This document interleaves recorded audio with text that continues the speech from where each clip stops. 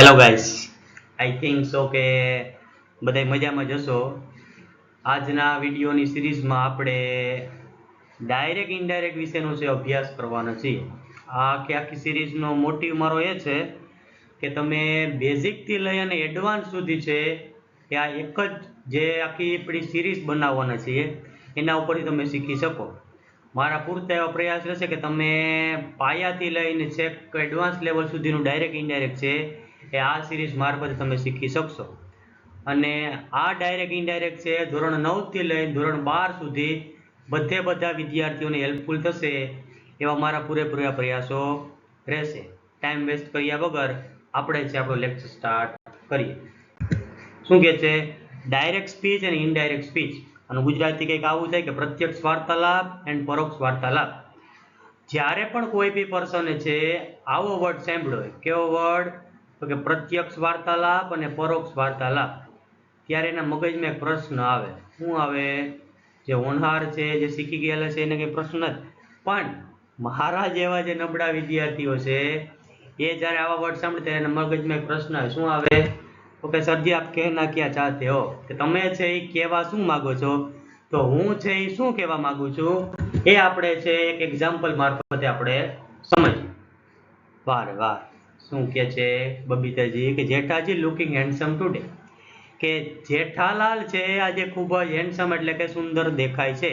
એનો સારો સુંદર છે નહીં, પણ વાસ્તવિકતામાં જે સુંદર હેન્ડસમ હોય છે એની વાત થાય છે. અય્યરભાઈ છે જરાક મગજ થોડોક શાંત રાખીને કહે છે યસ યુ આર રાઈટ, કે તું છે એ સાચું બોલે છે કે ભાઈ જેઠો છે હકીકતે આજે છે એ સુંદર દેખાય છે. હવે એક વસ્તુ સમજો, આપણે આગળ જોયું શું જોયું હતું? ડાયરેક્ટ સ્પીચ અને ઇનડાયરેક્ટ સ્પીચ. હવે જે બબીતા અને જે અય્યર વાત કરે છે સામ સામે એને આપણે શું કહેશું? તો કે ડાયરેક્ટ સ્પીચ. શું કહેશું? તો કે ડાયરેક્ટ સ્પીચ. કોણ વાત કરે છે? તો કે જે આ અય્યર છે અને એક આ બબીતા જે છે એ એકબીજાની સામસામે જ્યારે વાત કરતા હશે ત્યારે આપણે એને શું કહેશું? તો કે ડાયરેક્ટ સ્પીચ. શું કહેશું?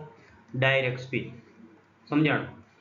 કે કોઈ બી પર્સન છે એ સામે ઊભીને વાત કરતા હશે તો એને ડાયરેક્ટ સ્પીચ કહેવામાં આવશે. એક વસ્તુ ક્લિયર થઈ, જેને આપણે ગુજરાતીમાં શું કહીએ? તો પ્રત્યક્ષ વાર્તાલાપ કેવો હોય તો આપણે કહી શકાય કે કોઈ બી પર્સન છે એમાં પછી ફોનમાં વાત કરતા હોય તો આવ્યો વળી પાછા તમે કહ્યું સાહેબ ના તમે તો ફેસ ટુ ફેસ જ કીધું કે ફેસ ટુ ફેસ વાત કરતા હોય તો જ એને ડાયરેક્ટ સ્પીચ કહેવાય, બાકી કહેવાય નહીં. પ્રત્યક્ષ વાર્તાલાપ આપણે ક્લિયર થયું. શું થયું? તો કે બે વ્યક્તિ જ્યારે છે એ ફેસ ટુ ફેસ વાત કરતા હશે ત્યારે એને શું કહેવામાં આવશે? તો કે પ્રત્યક્ષ વાર્તાલાપ કહેવામાં આવશે, અથવા તો ઇંગ્લિશમાં કહે તો ડાયરેક્ટ સ્પીચ એને કહેવામાં આવશે. નેક્સ્ટ શું કહે છે? મહેતા સાહેબ જે હતો એ વાત સાંભળી ગયો. કોની વાત સાંભળી ગયો? તો કે અય્યર અને બબીતાની. હું વાત સાંભળી ગયો? તો કે બબીતાજી એમ કહેતા હતા કે you are looking handsome yesterday, કે તું છે એ ગઈકાલે છે સુંદર લાગતો હતો. જેઠાભાઈ તો હાથમાં નહીં રે, હમાતો નહીં. અહીંયા એક વસ્તુ માર્ક કર. શું માર્ક કરવાનું છે? મહેતા સાહેબે શું કીધું?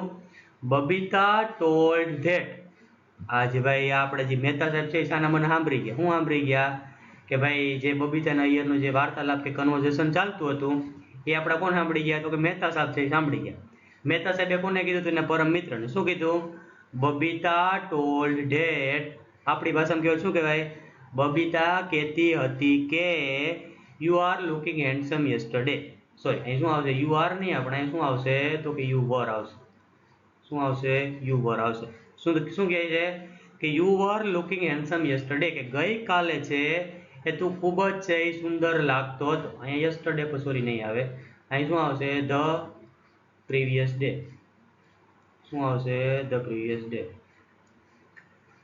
આપણે હવે આ વર ક્યાંથી આવ્યું, પ્રીવિયસ ડે ક્યાંથી આવ્યું ને આગળ નેક્સ્ટ લેક્ચરની જે સિરીઝ આવશે એમાં આપણે ઓટોમેટિક ખબર પડવા મળશે. બટ અત્યારે અહીંયા સમજીએ. શું કહે છે?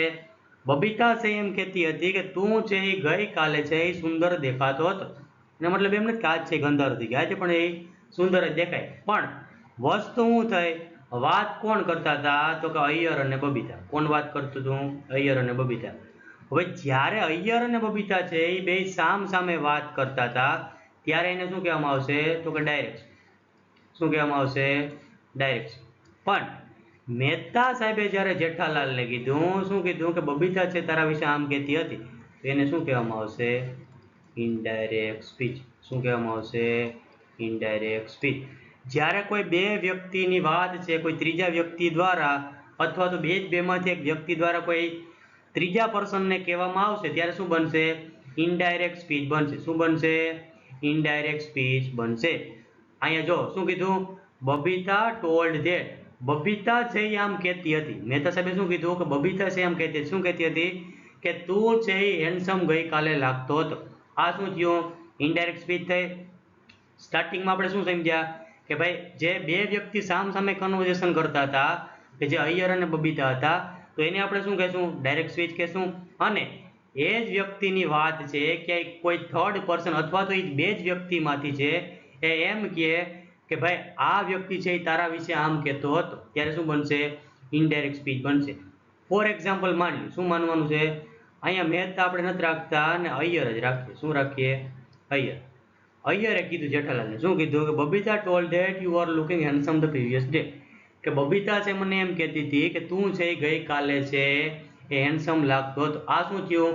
Indirect speech. કીધું કોનીએ? બબીતાએ. પણ જેઠાને કોનીએ કીધું? તો અય્યરે. આ શું થયું? ઇનડાયરેક્ટ સ્પીચ થઈ. જ્યારે બે વ્યક્તિ સામસામે વાત કરતા હશે ત્યારે શું બનશે? ડાયરેક્ટ સ્પીચ બનશે. અને એ જ બે વ્યક્તિની વાત છે કોઈ ત્રીજા પર્સન દ્વારા અથવા તો એ બે જ પર્સનમાંથી છે કોઈ અલગ જ વ્યક્તિને કહેવામાં આવશે ત્યારે શું બનશે? તો કે ઇનડાયરેક્ટ સ્પીચ બનશે. શું બનશે? ઇનડાયરેક્ટ સ્પીચ બનશે. આ જે વિડીયો હતો એનો મોટિવ એ જ હતો. શું હતો? કે વાસ્તવિકતામાં ડાયરેક્ટ એટલે શું અને ઇનડાયરેક્ટ એટલે શું એ તો આપણને ખબર હોવા જોઈએ ને. આપણે શું ઇન શોર્ટમાં યાદ રાખવાનું છે? બે વ્યક્તિ જ્યારે વાત કરતા હોય સામસામે ત્યારે ડાયરેક્ટ સ્પીચ બનશે. અને એ જ બે વ્યક્તિની વાત જ્યારે કોઈ ત્રીજા પર્સન દ્વારા કોઈ બીજાને કહેવામાં આવશે ત્યારે શું બનશે? ઇનડાયરેક્ટ સ્પીચ બનશે. જેમ જેમ આપણે આગળ જશું એમ એમ આપણે ઓટોમેટિકલી ખબર પડવા લાગશે. આઈ હોપ સો કે જે બેઝિક કન્સેપ્ટ આપણો હતો કે ભાઈ ડાયરેક્ટ કોને કહેવાય અને ઇનડાયરેક્ટ કોને કહેવાય એ મોસ્ટ ઓફ બધાને ક્લિયર થઈ ગયો હશે. આઈ હોપ સો કે બધાને સમજાઈ ગયું હશે. નહીં સમજાણું હોય તો મને અગેન પૂછજો. હું પૂરા પ્રયાસ કરીશ કે તમને છે સારામાં સારી રીતના સમજાય જાય. નેક્સ્ટ લેક્ચરમાં આપણે છે ડાયરેક્ટ સ્પીચમાં અમુક જે વર્ડ્સ આપેલા હોય, ફોર એક્ઝામ્પલ હું ફોર એક્ઝામ્પલ તો કે કેન, તો ઇનડાયરેક્ટમાં એનું શું થઈ જશે? તો કે એનું છે કુડ થઈ જાય. સેમ એ જગ્યાએ મેં છે એનું શું થઈ જશે? તો કે માઇટ છે એનું થઈ જશે. સેમ એ જગ્યાએ ટુડે છે, ટુડે એટલે શું થાય? તો કે આડે આજે, એટલે એનું શું થઈ જશે? That day. શું થશે? તો કે ધેટ ડે. સમજાય? કે યસ્ટરડે છે તો એનું પ્રીવિયસ ડે થશે, ટુમોરો છે તો એનું નેક્સ્ટ ડે થશે. સમજાય? તો આ બધાયનું છે ડાયરેક્ટમાંથી ઇનડાયરેક્ટમાં ચેન્જ કઈ રીતના થાય એના ઉપરનો નેક્સ્ટ વિડીયો હશે. આઈ હોપ સો કે સમજાઈ ગયું હશે. નહીં સમજાય તો હું પાછું સમજાવી દઈશ. પણ યાદ રાખવું છે એ કમ્પલસરી છે. શું છે? તો કે યાદ રાખવું કમ્પલસરી છે. ચલો તો હવે મળીએ નેક્સ્ટ વિડીયોમાં. ત્યાં સુધી બધાને બાય બાય, ટેક કેર.